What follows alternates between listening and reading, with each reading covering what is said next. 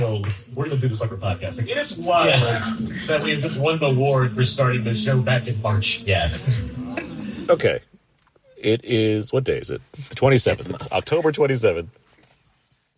Oh, you're so worried about the specificity. It's October 27th, or as I call it, Game 3 of World Series. Yes, unfortunately, the wrong teams are playing in the World Series, but yes, it is Game 3. So for some of us, the right teams are playing, and it doesn't matter. It's the 12th inning. We don't even know who won yet. That's true. This does have nothing to do with anything that just happened. No. Right now, Terrence and I have just come home from the inaugural Astras Podcast Awards. Yes. We were nominated for Best Member Podcast, and technically nominated for Best Overall Podcast. Yes. We knew we were not going to win Best Overall Podcast this year. Yes, this year. We had it on good authority. That was not good. But we were nominated for Best Member Podcast. And what happened? We won. We won. Best Member Podcast. We won Best Member Podcast at the inaugural Astras Podcast Awards. We are officially an award-winning podcast. We are. Two Black Guys Talk Godzilla now gets to have award-winning in front of it when people have to describe our show. Yeah. It's pretty awesome. It's really awesome. We have come, this has been a lifelong build-up for you to winning this Yes, exactly what it's been. award. But yeah, no, it's pretty cool. We started this podcast in March, and we've been watching all these movies and meeting people who also enjoy Godzilla and are following along and, putting in the hard work. And it's awesome to see that it, gets rewarded, especially by, our fellow members in HCA. For sure. It's a real honor. We very much thank the HCA and the Astras for, honoring our show. And we only, we're going to keep doing this. We only hope to get better in the process as we go through here. But certainly the notoriety is nice. Yeah. And having giant trophies is also nice. That is nice. That is nice. It'll go right next to the -1 that you, Godzilla -1 Godzilla that you bought me. Oh man, yeah, the mantle is going to be stacked with Godzilla toys, and then a trophy celebrating by talking about Godzilla on the internet. Yeah, no, it's pretty neat. Yeah, it's kind of surreal. We are an award-winning podcast. Yeah, it's surreal, and we're still like riding the high of it right now. Yes, we are. You can enjoy the. We have a video of our speech. Which was fun. It was fun. The ceremony itself, it was a nice little area, but the award set up, instead of just like standing up and giving a speech, they had a little table with microphones on it so we could podcast our award. That was pretty speech. But yeah, it was a real fun time, and I'm glad we're doing this together. Yeah, me too. I really enjoyed it.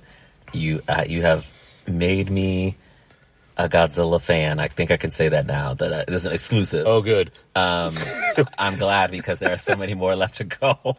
But no, this has been such a fun experience, and I'm thrilled that we both put in a good amount of work into this thing, and it's nice. It's nice to have hard work rewarded. For sure. I'll say. Yeah. All right, on with the show. Yes.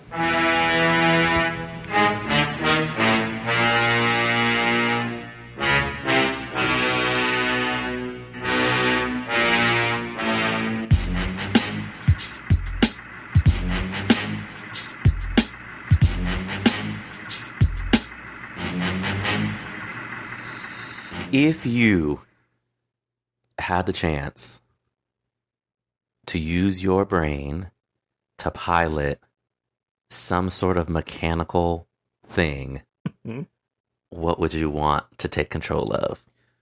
Okay, so am I permanently imprinted on this thing? That's just what this is a thing I can do. Yes. So I'm just I can vacuum from a distance. I just always get to vacuum. All right, mechanical thing that I can control with. Are you saying with my mind? With your mind, you're tapped into it. You're locked into it. So I can multitask. Certainly, but should the need arise where that thing has to be used, you have to use your brain power in order to use it. Mm-hmm.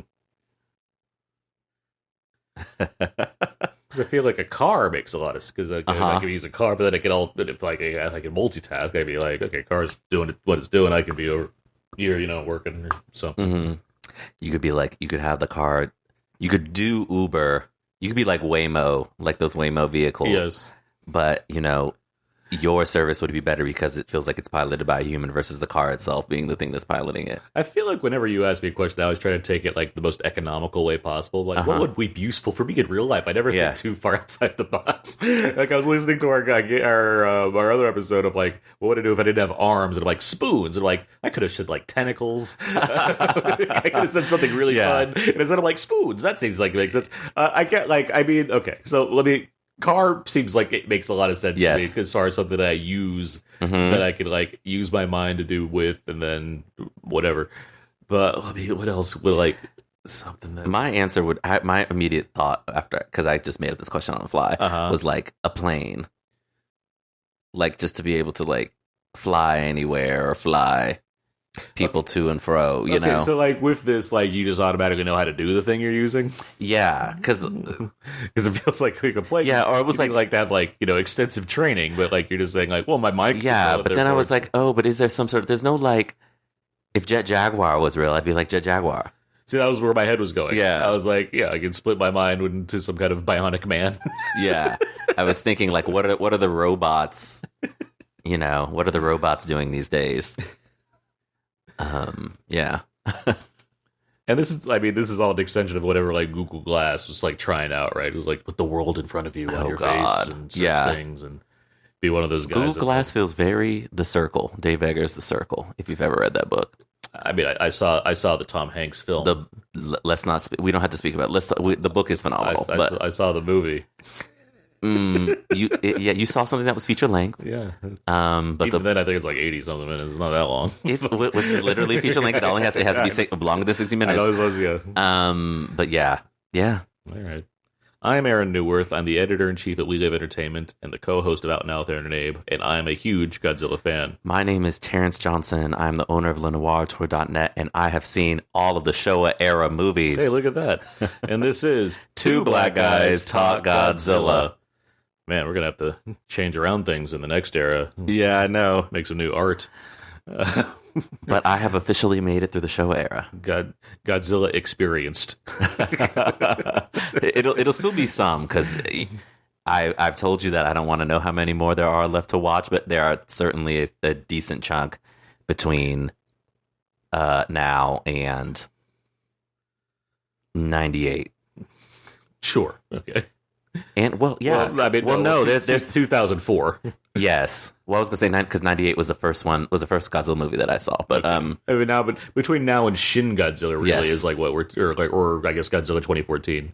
Yeah. But all right, so here we are. We're at the end of the Showa Era. It's the end of the Showa Era as we know it. And I feel pretty fine. We're going to talk about the Terror of Mechagodzilla. Yes. 1975's Ishiro Honda, Phil Honda returns. I was kind of shook by that. Yeah. And for one last go round, which is pretty much it. I believe this is the last like directorial effort. After this, he goes on to be pretty much second unit with Kurosawa for some of his films. He kind of co-directs Dreams, his last film, because they're just good friends at this point. But this is his last like full-length feature film. I'm pretty sure. I had to look it up. I'm pretty sure that's the case. Yeah, that's really fascinating because you do see that with people who make franchises. Like at a certain point, they're like, I have got to make something else. It's rare. You know, even Michael Bay in the Transformers heyday was still like, I need to do Pain and Gain. Especially when you have the kind of the clout to be like, I can make a one for me that's cheaper, kind of thing. This, I can't speak to how like Toho runs their stuff. They certainly have contracts with all their different actors and filmmakers or what have you. Or to the point where, like I mentioned in our panel, and just in general, Hiro Nakajima, who portrayed Godzilla, it wasn't a matter of he didn't want to play Godzilla anymore. It's just like the studio literally cycled him out. Yeah. And so he was like working like menial jobs afterwards because the studio just didn't have room for him to like pay. I assume to pay him whatever his standard fee was for this kind of thing, which is.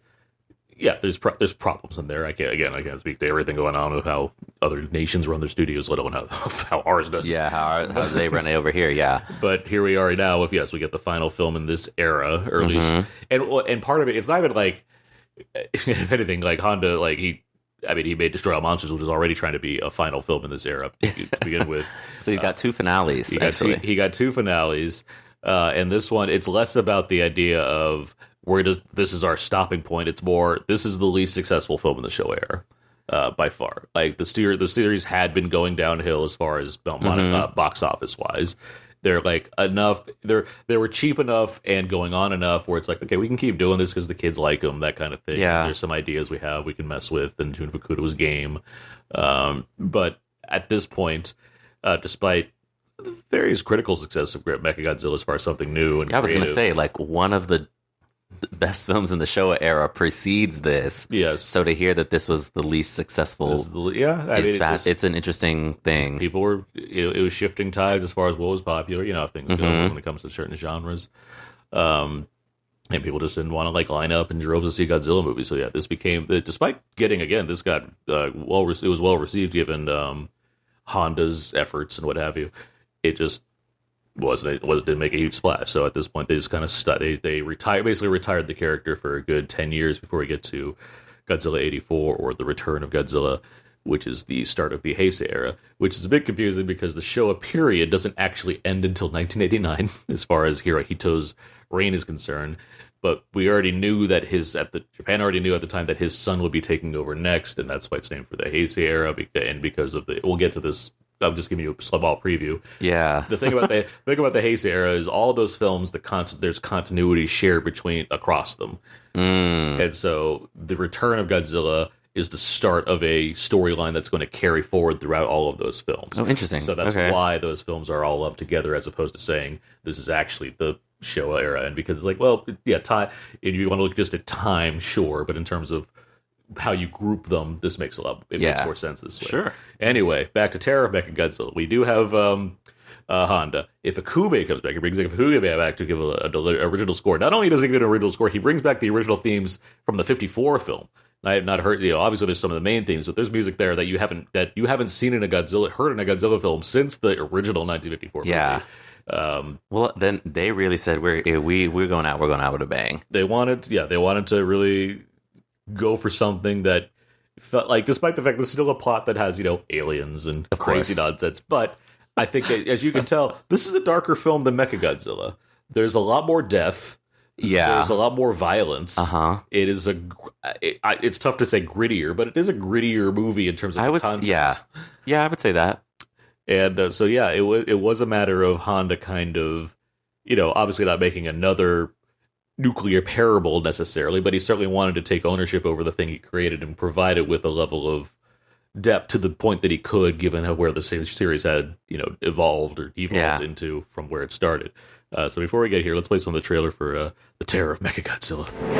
Godzilla, champion and defender of Earth in the Terror of Godzilla. Titanosaurus, Mechagodzilla, destroy them. He holds the front line of battle, while in their spaceships, aliens command a deadly duel. Will the powerful serpent Titanosaurus' cyclone tail and the robot monster Mechagodzilla's lethal rays destroy our Earth? See this ultimate test of power, the Terror of Godzilla, rated G. Okay, that was some of the trailer for Terror of Mechagodzilla. I'm going to read you a brief plot synopsis right here. An Interpol investigation uncovers a shunned biologist and his daughter who are involved in an alien plot to use Mechagodzilla and Titanosaurus to defeat Godzilla and wipe out humanity. That's pretty succinct. I would say that's the plot. Yeah. I like that there are like two opposing threats here, both human-wise and Godzilla-wise. We have a mad scientist and his daughter, and we have like the leftover aliens from the last time. They feel like different. They're different, but like, well, yeah, because they're from like I don't have my notes. They're from but they're Black Hole Planet 3. Thank you, Black Hole Planet 3. I wrote that down. I'm glad one of us wrote that down. I wrote it down. I didn't have it with me. So this is up there with ridiculousness. So you have those two, and then on the kaiju front, obviously you have Titanosaurus himself and Mechagodzilla. Yeah, the return of Mechagodzilla, who's been, I guess, swept from under the sea, rebuilt, bigger, faster, stronger, and whatever else Kanye said. With a brain. With a brain inside. Yeah. If only.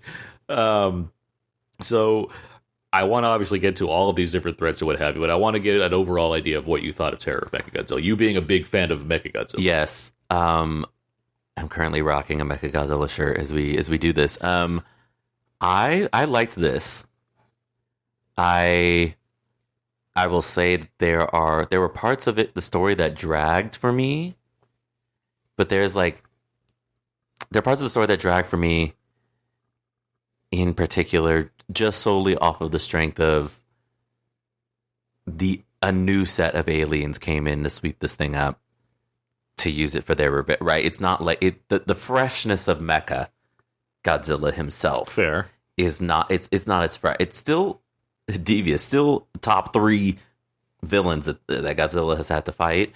And so I found that there was some things that sort of were like just moved a little slower, even in a pretty tight film, I think.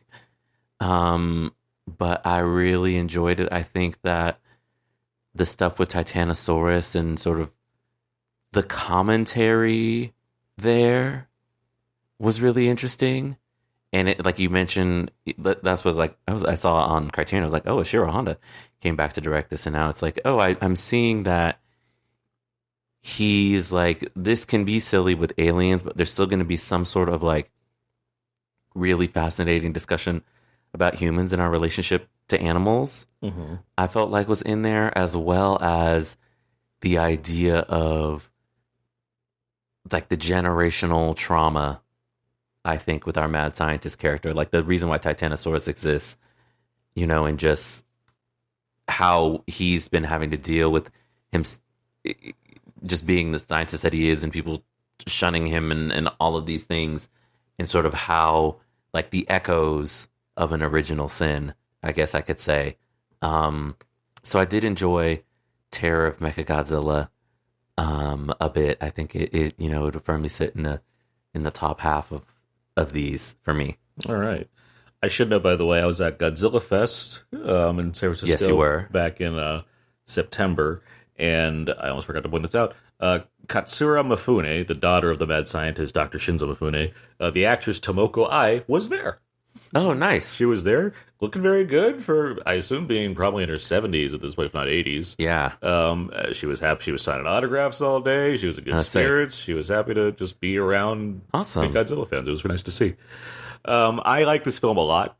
I like this a little bit more than Mechagodzilla. When I rank them, they're generally next to each other. Yes. So it's like, it's almost splitting hairs. And I think that comes from, obviously I've seen these movies more than you. So like, I think it comes from the fact that despite the fact that I like the freshness of Mechagodzilla, when I think about this, I look at Gigan, Megalon, Mechagodzilla, all being like various forms of like aliens are causing some bullshit. Mm-hmm. And it's like, there's a lot of wackiness. But I will say, if Mechagodzilla is Jun Fukuda at his best, and Terror of Mechagodzilla is Ishiro Honda, not his worst, but certainly not at the top of his game, but like maybe by comparison at a more middle level, certainly I think comparable. I think the two of them, if you're putting these together with this one operating as like a direct sequel to Mechagodzilla, which is unique for the series, like not all of them directly follow the events that happened previously. I do think Terror, for what you're saying as far as pacing wise, like, yeah, I can agree. I mean, I feel like that way in a lot of Godzilla movies in general anyway, as far as how engaging the human plots are. I can say, yeah, there's a little bit of slack in terms of what it's going for, but I think it makes up for it in the action. And like, I already like the action of Mechagodzilla as far as King Caesar and Godzilla and doing stuff, but like this one, they really stacked the deck against Godzilla, and he has to rise up and really come back at it. Definitely did. I think you already know what Mechagodzilla's capable of. So, like, yeah, it's a strong fighter. He knows what he's doing. He's very good at being an aggressive foe. Titanosaurus, who's new, I may be underrating how much I like Titanosaurus as a foe. I think it's a great character. I think Titanosaurus. There have been moments in this series for me where. Mm-hmm. I like to compare it to the legendary movies, right? Like Godzilla, in particular, the first Godzilla, and we'll circle back to this in 2068. But where he's fighting the two Mutos, and you're like, oh, this is a stiff challenge because he's getting like double teamed by these two giant bugs, essentially. Yeah, but they're not like the way the fighting style is a little different. Whereas here with Titanosaurus is like up there in strength with like Mothra at her peak, Ghidorah at his peak, right? Like when Titanosaurus kicked Godzilla across a valley. Yeah. And like you just see Godzilla is in the air for a significant chunk of time, right? So it's like purely on like the strength and power of this creature. It's like one of the strongest things that Godzilla has had to fight.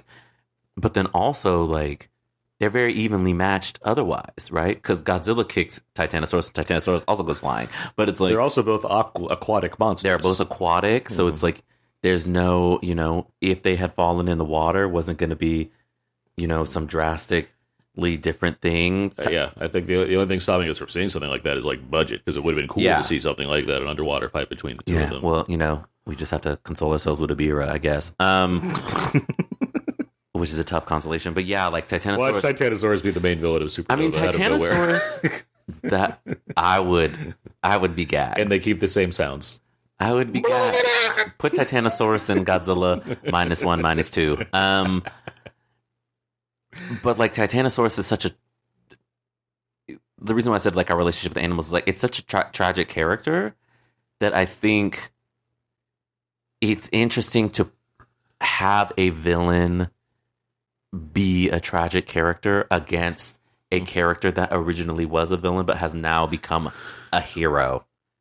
And so like the sort of levels that you get to play with, I think, is what really helps also make those battles. For sure. Yeah, there's a Frankenstein monster aspect going on. That's what I was thinking. Works well to give it more character, even though like the way it fight, it doesn't fight dirty, but it just fights like it's vicious. He fights to win. Like, yes, and it is vicious, and a lot of people die in this movie. I mean, like a whole submarine gets just blown up. Yeah, people, the cities get destroyed, and the fights of Godzilla are epic. There's something cool I like about this is the way Honda shoots these fights.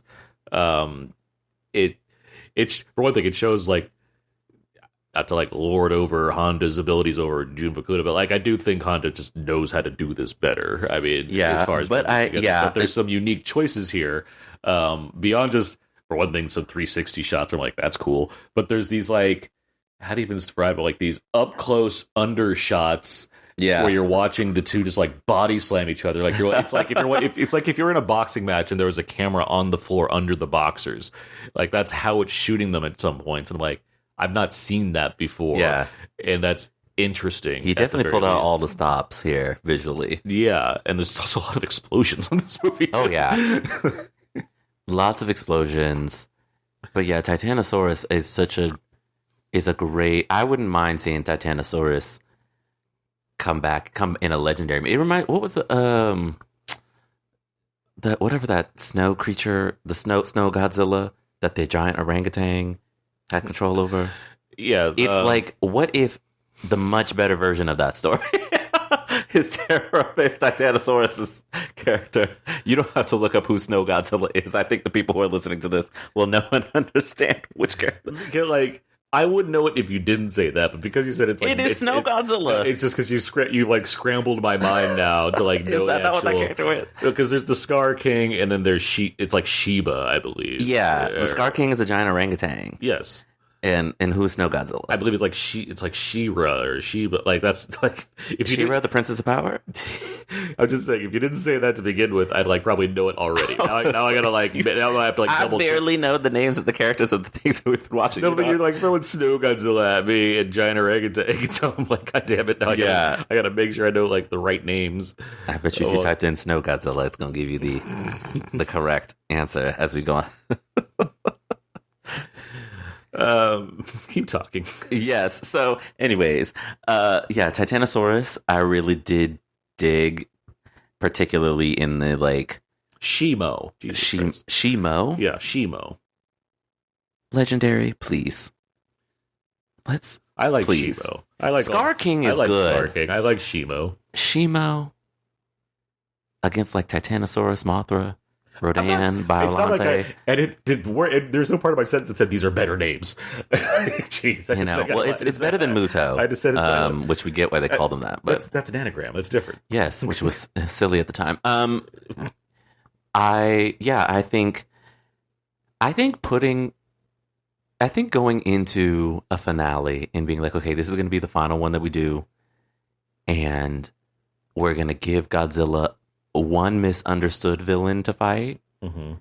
And then the thing that has come the closest, other than maybe Ghidorah, to actually defeating Godzilla in Mechagodzilla. Well, Gigan, that was vicious. That was certainly vicious. But this Mecha, I just think, last time he fought Mecha, he had somebody on his side. Godzilla had somebody on his side. Yeah. And now it's like, okay, remember that thing that you just fought that was a really tough battle, that you had to get that demon cat out of the mountain to finally wake up? In the long-standing tradition of characters being asleep, allies being asleep when Godzilla really needs them. This one, it's like, and now we're going to also throw Titanosaurus at you, who's going to be able to kick you across a valley. Mm-hmm. So it was really, just from like the Godzilla of it all, and like putting something in front of this character that has come to mean so much and be so valued and have such strength. It's like, okay, this is going to be the final one. Like, we need that character to overcome.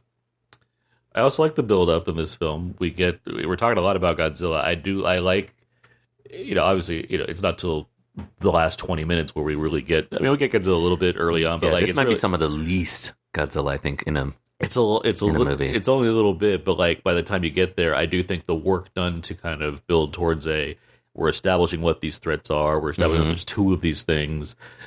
The world is basically under fire. There's a crazy scientist. There's aliens. We'll talk all about the human plot. But yeah, I like that there's enough done so by the time you're like, okay, now let's fight it out. You're like, yeah, all right, let's see where this is going to go, because I don't know how they're going to deal with both of these things at the same time. Is he going to have help? Nope, he's not. All right, it's just him. Okay, let's see where this goes. Yeah, he had to dig deep. It sets the stakes pretty high, and again, for a film that wasn't necessarily supposed to feel like the final film in this era, I do think it does a good job of being like, at the end of the day, Godzilla has become not just an anti-hero at this point; he's just a full-on hero. I mean, even his arrival in the end is coming because there's like there's like people running away and being like calling out, Godzilla, please help us. Yeah. And then Godzilla like literally like juts into screen and is like, all right, let's do this. Music starts up and everything. He starts going to battle to get away. And the way that was filmed was a little clunky, but I did love it when he popped up.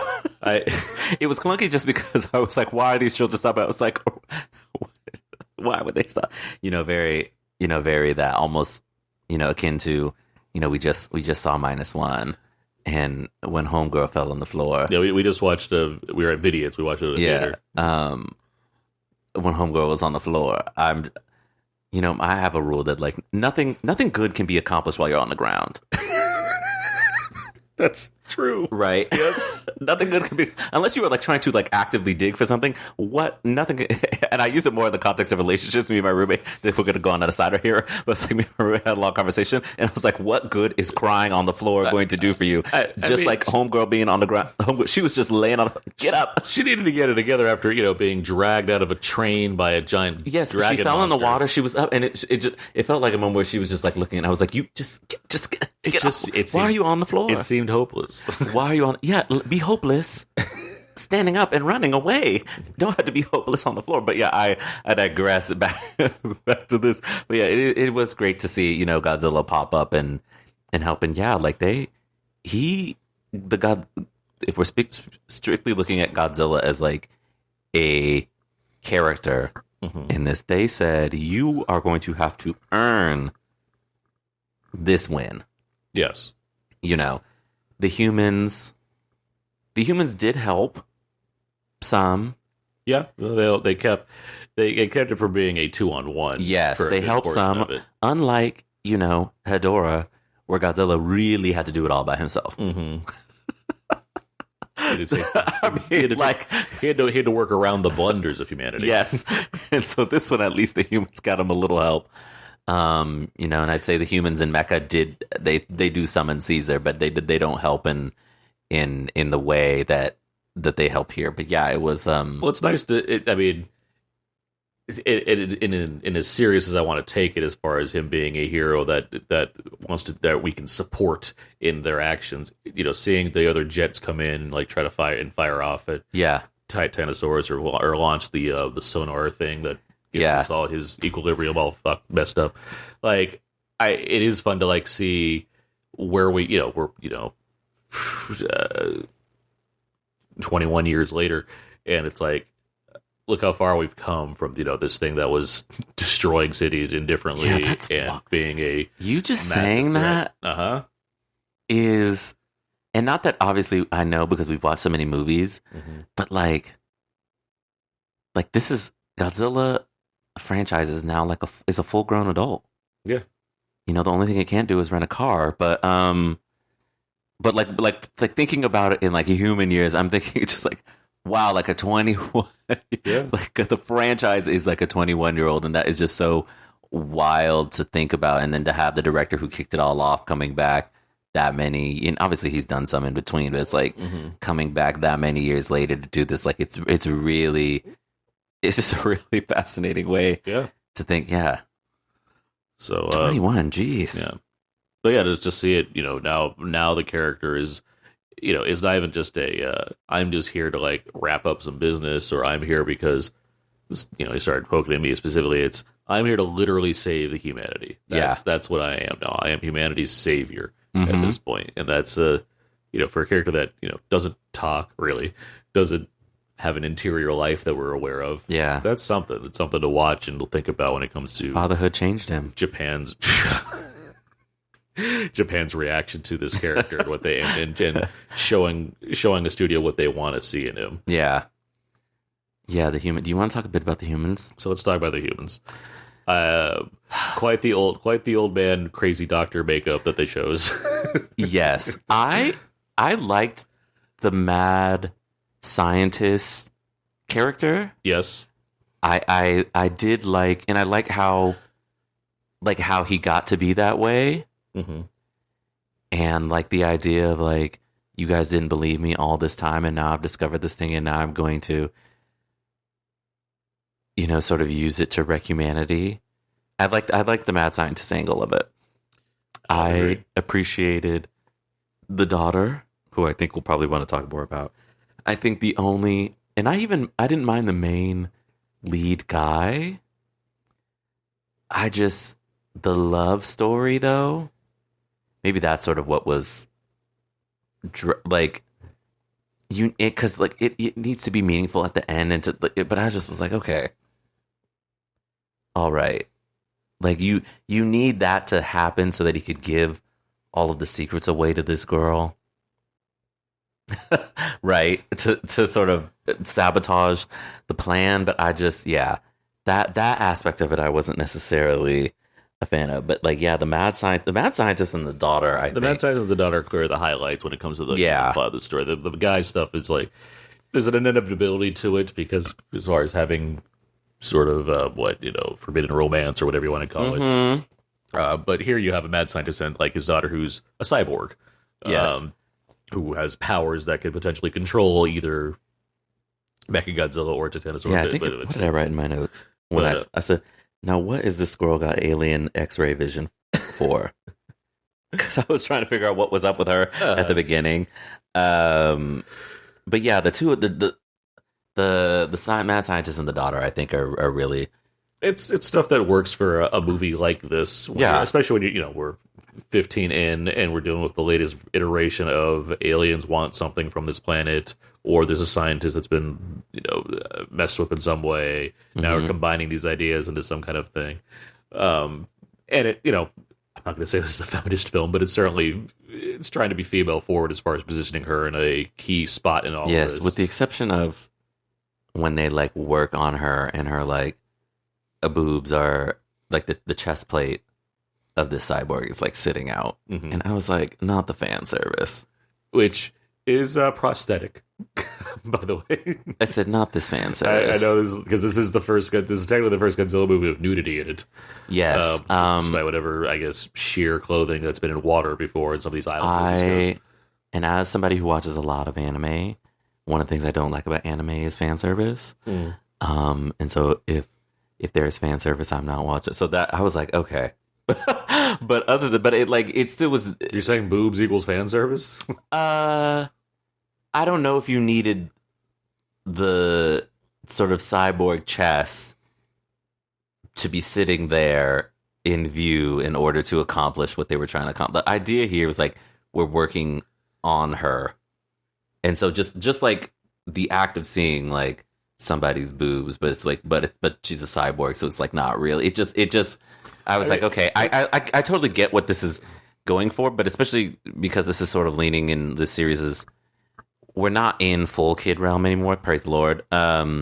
I was going to say, because the main audience is kind of kids. Yeah, so that's and it's and there's a notion of how other nations take what certain depictions of things are. Well, I mean, in the 70s in America, you could see a lot in your PG and your G-rated movie. Sure could. Yeah. So yeah, it's not a big deal, but I was like, oh, this felt it felt kind of fan servicey, but like I really enjoyed her character. I enjoyed how that actress sort of really straddled the line of like how to be a cyborg, but then still sort of maintaining the humanity, right? Because she still has her brain, essentially. But during the experiment, when they sabotage the experiment, that initially causes all of this. It's like the mad scientist turns to the aliens to help her out and keep her alive. So it's like you've got this really strong sort of father doesn't want to let go of his daughter bond, and that's propelling some of this plot forward.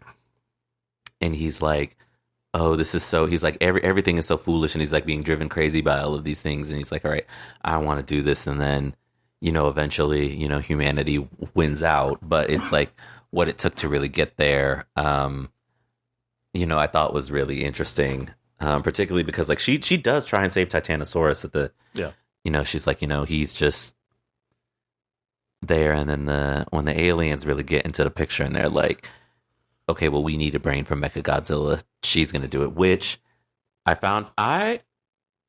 going on this journey with you has made me both appreciate and depreciate the legendary movies that we've seen. But it's been so fun on this journey of being like, oh, that's where that came from, or like, oh, there's the kernel of an idea that later on down the line somebody's gonna pick up and do. Even in -1, the room where they're explaining the plan, I was like, oh, this is so eerily similar to 1954. And obviously -1 in particular is really trying to call back to that. Yes, but it's still fun as like somebody who's fairly new in the fandom to be like, oh, this and that. So like the idea of like a human controlling Mechagodzilla is going to come up. Perhaps a little clunkier than explored here, but it just that was really, I said, oh, okay. I will say, regardless of like any take that I have on the legendary films, and what it is I like about the thing that like gets me with them is I know that all the 4 of them, when it comes to Godzilla related ones, not including Kong Skull Island, which I like for many other reasons, all of them are coming from filmmakers that I definitely know are Godzilla fans, and I can't say that about a lot of other IP stuff that's taken on by certain directors that just feel thrown in there because like, all right, I guess I'll try my thing on it. What I like specifically about those legendary films is that every single director, the 3 of them, Wingard, Evans, and Daughtry, all of them are very clearly fans of Godzilla. Yeah. And the Edwards, not Evans. And so that I do think that reflects, at least in some light, on those individual entries and what they're trying to bring to them, regardless of what the results you feel. Yeah, it's been really. I'm like, I was like, oh, okay, because for the people who are listening to the show, even though I have said, I really did not know. I don't know what's coming in any of these movies. So that, obviously that is the impetus behind us doing the podcast. But it's like, I really need people to like, if it hasn't sunk in 18 episodes into this show, that I really don't know what is coming down. So it's been fun to like go backwards. There's not many things you get to like go backwards in film. Right, of like you've experienced something from now, and it's like you go back and you see like obviously it's like you can see the original source material, right? But like seeing Steven Spielberg's West Side Story and then seeing the 1961 version, it's like, okay, you can see the differences and all that, but it's like ideas aren't necessarily being carried across those things, and it's not a franchise. But like for this, it's like I'm familiar with Godzilla in a much more modern context, and now it's like going back for like this plethora of things from the past, and it's like, oh, that's where they got that thing, or that's where that moment comes from, or even here, so it's really, it's been, from that standpoint, I think it made this movie actually like sit well with me, because I was like, oh, I'm seeing the kernel of an idea that 40 years later, a fan of Godzilla is going to pick up to put in his movie. So yeah, it's pretty interesting. Yeah, you're going to see some interesting stuff when it comes to the Heisei Era and what those films are going for, based on what I'd imagine are those directors' impressions of what they think a Godzilla film should be versus the 90s sensibilities of action filmmaking and what have you. Yeah. It'd be like somebody, in 30 years popping up into the Avengers, and it's like a kernel of a thing from Captain America First Avenger popped up in that Avengers movie, and it's like, oh wow. But like whoever is the us down the line, who, two black guys talking about Marvel, do that. So it's been, there's not a lot of those. Yeah, that's true. Well, you fucking realize, there's some random black person, random group of white guys. Everyone's cornered the market on talking Marvel movies. Yeah, but down the line, we'll see. Yeah, well, all right. As far as the aliens go, the Cytopians, it does speak to the brutality again. There's a lot of people that get executed in this movie, which I was surprised. Yeah, I was surprised. They were shooting people up. They were shooting people up quite a bit. Their plot is kind of like whatever. It's like, we just want to make a Godzilla and destroy everything again. They're essentially trying to terraform the Earth. Yeah, but they got to wipe out everything else first. Which I said, okay. But I would say because I don't think they have they have guys in charge, but there's less of a something I do admire about all these alien plots is there's generally a guy in charge, or at least someone there that kind of stands as a... It felt like there were two... There's two main ones. But But they didn't feel like, if I'm going to compare them to others, they didn't feel like they had the same sort of vigor as others. Not as much as Homegirl from the Kylax. The Kylax, or the or the leader. The Zillions. Yeah. Or any number of things. So, but something I did like is, there's an afterthought disposal of them by the time we get to the end of the film that I really enjoyed, where they're kind of trying to escape or whatnot, and they do, basically. They get away from they get away from the humans, yes, and they're flying away in their ships, and it's like, while Godzilla's grappling with Mechagodzilla, he, sees the ships and just goes, oh, okay, bam, and shoots him out of the sky with his breath, and that's the end. We don't see there's no cutaway to the aliens or anything like that. Because we don't need to. We don't need to. He's just like, oh, that's still a thing? Boom, gone. Let's get that out of here. That's something I really enjoyed. Yeah.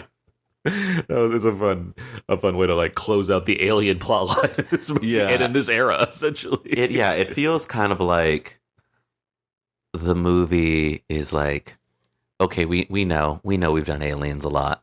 Mm. We know we've done aliens a lot, and it's like, of course, we've got the plot mechanic. It's there. It's moving the story forward, and at the end, they're like, yeah, done. Which I appreciate it. I have enjoyed the aliens. I will say, the way we watch, the order we watch these movies in, going from 1954 to Mecha, and then going all the way back essentially to the beginning and coming through here, was a really fascinating introduction to aliens. Yeah. Because we started off with a very high level thing with the aliens, so I was primed for even when the aliens don't necessarily vibe with me, that they were doing all of that. There was just a little more. And I think another thing, sort of comparing this to to Mecha, is there was just a little more sophistication in the previous Alien plot, because it was also spy shenanigans. Yeah. And this one is a little, it's corporate. There's some corporate espionage tendrils. Yeah. But it's not, it's not as streamlined, or just maybe not as effectively done. It's still enjoyable, but I think if you're asking me sort of what the difference of why I enjoy the former rather than this one, is just that the sort of spy element in the going from this place to the boat to the hotel, to the shrine, to the, like I get the globetrottery aspect of it, the sort of the espionage, the coolness of it that like reflects almost a Bond movie. Like I get the costumes. The costumes here are nice too. Costumes are here are nice. I think we're feeling fine. But this one, Titanosaurus, is like a major plus. So that's that's what again, it's splitting hairs. Like but like they're both good. But I do think that the addition of Titanosaurus as a monster is one that's a real threat. Like by comparison, the previous one is let's put two things against one, which is like, okay, well, at least you have to show off how strong Mechagodzilla is. Mechagodzilla is quite strong, so that's not a problem. Mm-hmm. I like that if this one is, especially like, while the studio didn't know, I know that this is the last one of the era. Yeah. I like that this is one that's like, we're going to challenge Godzilla. And it's not going to be easy, and the film itself is going to have a darker kind of tone to it, even though it's still about aliens trying to take over the world. Like, yeah, I think it makes up for what it might be lacking by comparison. That's true. To the last I can one see with, that. with stuff that for me I just appreciate more when it comes to like the different monsters. Yeah, I thought it was interesting. The amount of action there is. I wrote down in my notes, Mecha's bald. He's bald and he's torturing people who have hair, which is a meme from Totally Spies. when you rip the head off and he just saw like the braid casing, I was like, oh, he's bald. He's bald and he's torturing people who have hair. I did like when he rips the head off. He kind of looked like I don't think we give enough credit to Godzilla. Does have like, or at least the movie tries to communicate like reactions. Yes. So he like gets a chance to look at the head and be like, wait a minute.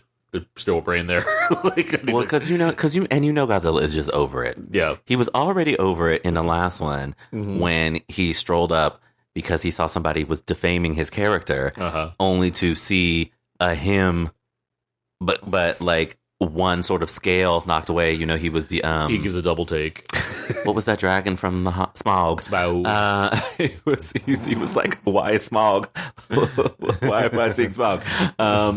And so to have to battle that thing again, and then he's like, he finally gets the upper hand, he rips the head off. He's like, what?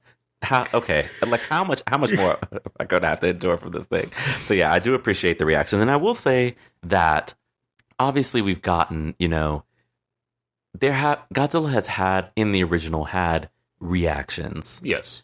But like over time, like Godzilla has developed personality. Yeah. And I think doing that is equally as important as like carrying him on the way to being this heroic figure, right? That there's something there to like bounce off of and for humans to really grab onto. That speaks to some of why I'm such a big fan of Godzilla, as far as the fact that these movies do, over time, find a way to define the character as well as it can, despite again not having an interior life or dialogue or anything like that. It's a giant monster, and yet there is a charm to it that just feels somewhat indescribable as far as like why it exists beyond what others do, and it's lasted for 70 years and has such an intense fandom.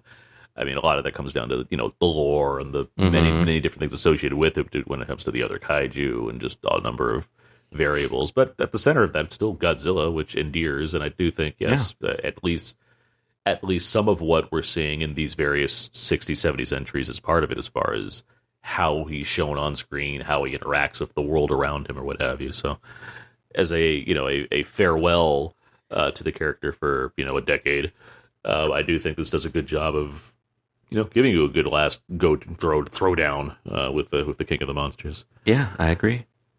Anything else on? Once again, the music I think is great here. I think the score is really good. It's a Fukuda, so I expect the human plots and the music really do make Godzilla movies. Like I think that is one of my major takeaways from the Showa Era. Like what was one with that when the music was just dreadful? Son of Godzilla. Ooh. And the human plot in that was silly. But yeah, like, obviously it's a film. All the components need to work together. But like, especially if you are a franchise that has established like musical and sonic identity. Yeah. Then like, it becomes like an outsized thing that needs to work. And so, yeah, I would agree here that the music is great. The music was great in the last one, even if the song was silly. It's a silly song, but it wakes up King Caesar. I mean, it's necessary, and I respect the hell out of it. I love you. Now, I love a nonsense musical number. But, yeah. Well, get ready for the next several films. Great. Have a range of things going on when it comes to the audio identity, for sure. My theory is that 96.35% of things that have a musical number or a dance sequence are good. Okay. Yeah, no, I always agree with this. I was just trying to think if there are any. In fact, when you start thinking the bad ones, we sort of put them in the back of our mind, but the bad ones really stand out. But when, Sinners. Yeah. All right. Sinners is not a bad one, by the way. Sinners is a good example. One of the best ones I've seen. A great example. Yeah. Okay, I think that's going to conclude our discussion of Terror of Mechagodzilla. Real quick. Any favorite moments? Oh my goodness! I think Titanosaurus kicking Godzilla.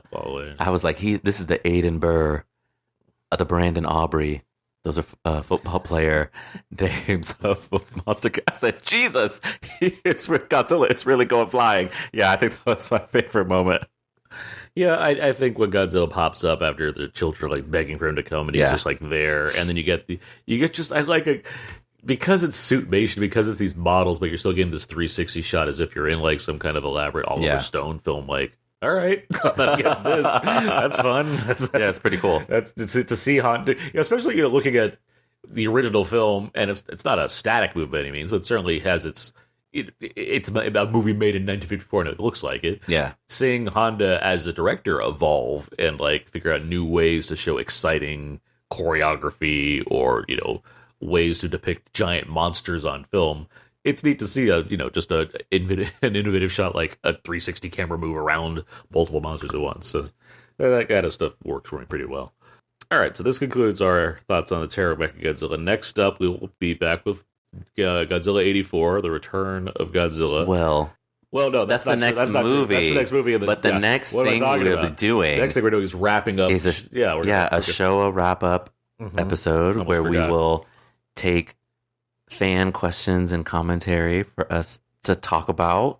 And we'll also share our rankings we'll go over our ranking of the entire era and whatever else we come up with as far as giving a kind of a wrap up of the Showa Era.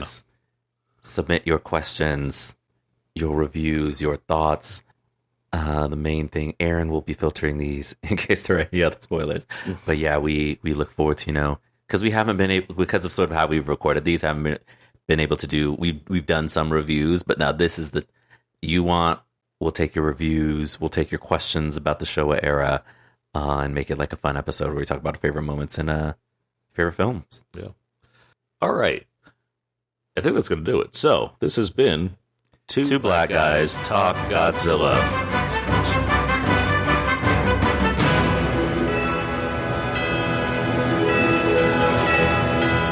Critic as well, and I've seen some Godzilla movies. And together we are Two Black Guys Talk Godzilla. It is wild. We're going to do this like we're podcasting. It is wild that we have just won the award for starting the show back in March. Yes.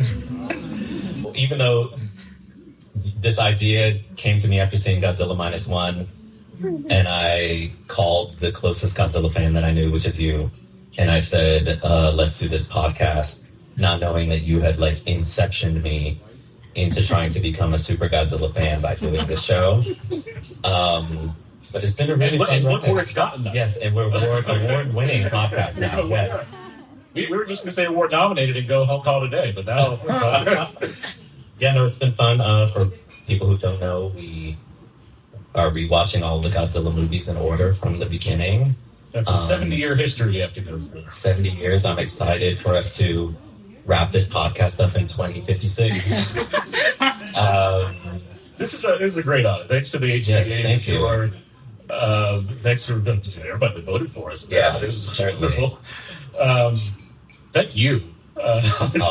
For you kicked this thing off, and here we are. This is just great. That's cool. And thank you for being the super fan that you are and making me interested in something. You're very passionate about Godzilla, and so it was very exciting, journey to go on with you. And you still got a bunch more. We're just about to finish the Showa Era in our podcast, and we've got about 3 or 4 or 5 or 7 more eras left to go, so I'm excited. So yeah, thanks to, of course, Godzilla. Yes, thank Godzilla, thank Toho, King Ghidorah,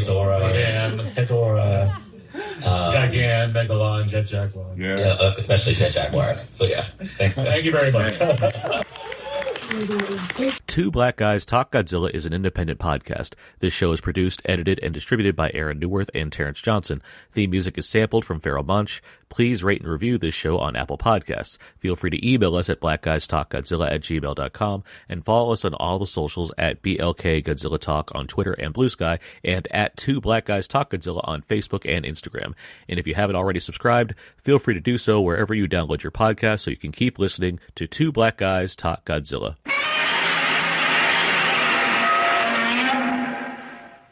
This is some of the trailer for the Terror of Mechagodzilla. So there's a lot of Titanosaurus going. Oh